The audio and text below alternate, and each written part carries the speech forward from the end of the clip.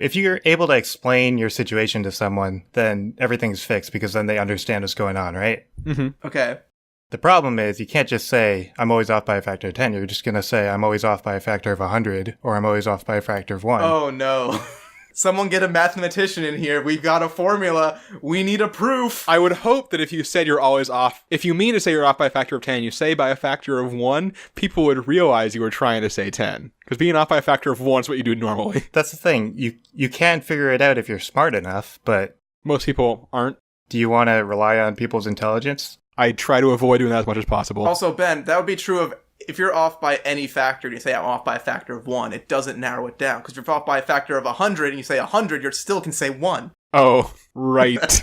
That's a good point. So the way this works is that you can't pick which direction you go, but I assume it's like 50-50 which way it goes, right? So you either say 100 or you either say 1. Yeah. It can go either way. So I was thinking you could just keep on repeating this sentence. I'm always off by a factor of 100. I'm always off by a factor of 100. I'm always off by a factor of 100. The first time you say I'm always off by a factor of 1, you stop and you say, okay, those numbers I just said, logarithmically, the middle. Logarithmically the middle. And then you hand them your card that defines logarithmically. A dictionary or something. Question is a middle too close to half? Because what if you say 1/20th?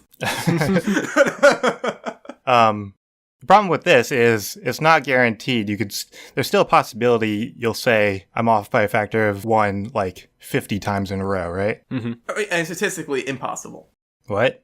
I mean, it's statistically just not going to happen, Chris. It could. It's possible. It's literally statistically possible. That's how statistics work.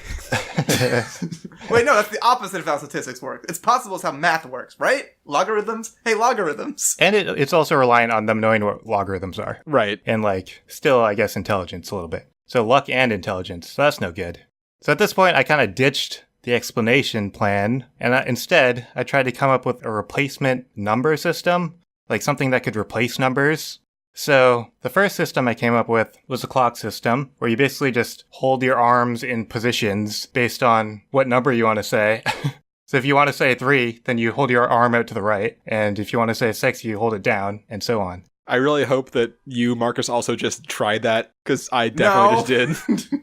I did. I didn't almost knock over something either.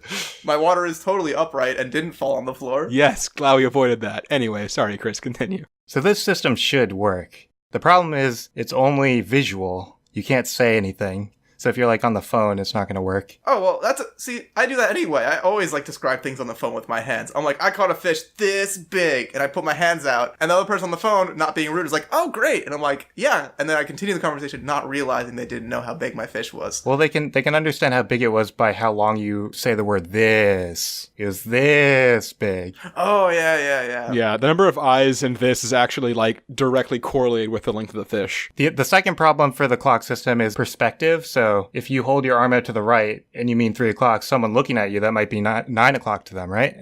So I figured this wasn't really the best system. The second system I came up with was the month system. Basically, just January through October is 1 through 10, and you can basically just do all the numbers like that. The problem with that is months come up in conversation quite a lot. So if you want to say the date, if you're asking what my birthday is, and I want to say January 3rd, I'm going to say January, March. That's not going to make any sense. No. Or if you go to Starbucks and they have a seasonal special, and you want to order 3 of them, you're going to be like, can I have the March, please? Yeah, if you go to Dunkin' Donuts and you want to order 12 donuts, you'll be like, I want December donuts. And they'll think you just want a holiday donut. No one wants a holiday donut.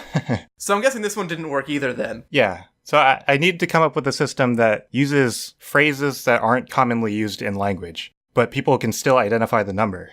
So the third system I came up with was the 12 Days of Christmas system.